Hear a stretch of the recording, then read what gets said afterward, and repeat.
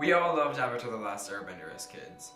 I remember watching it for the first time and thinking, what if I could bend? And most of the reasons why I loved it was because of how simple and funny it was. But there was more to that. I later realized that it taught valuable lessons as a child growing up. It handled complex subjects and made it easy to understand as a child.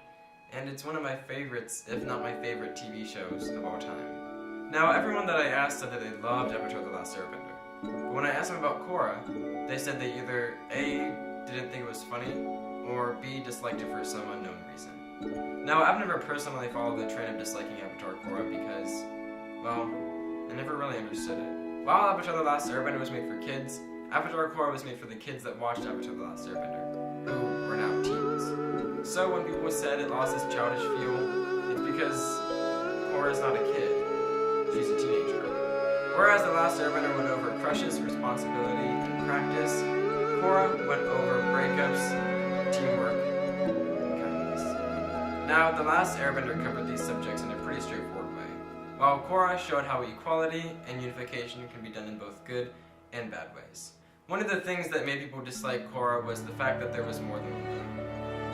While it might have been that they feared being cancelled, if we look at The Last Airbender, Season 1's villain was Zuko, Season 2's villain was Azula, and Season 3's villain was both the Fire Nation and Lord Ozai. And when we look at it, the Korra villains are connected too. While we all love Mark Hamill, Lord Ozai was a pretty lame villain.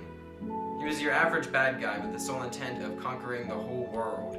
One of the main reasons why I liked Avatar Korra was because the villains were related to her.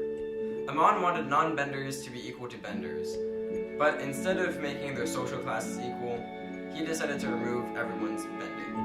Unalaq wanted the spirit world to be connected to the real world, but he also wanted to be fused with Batu.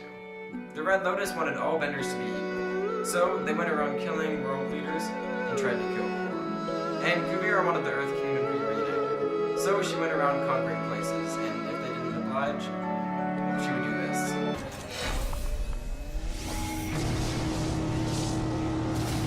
And at the end of these seasons, we saw Korra do the exact same thing that they wanted to do, but the way that she executed it was different. The reason I loved Avatar Korra was not because of the jokes, or because of Korra, but because of how the villains positively affected the world. Also, lava bending is awesome.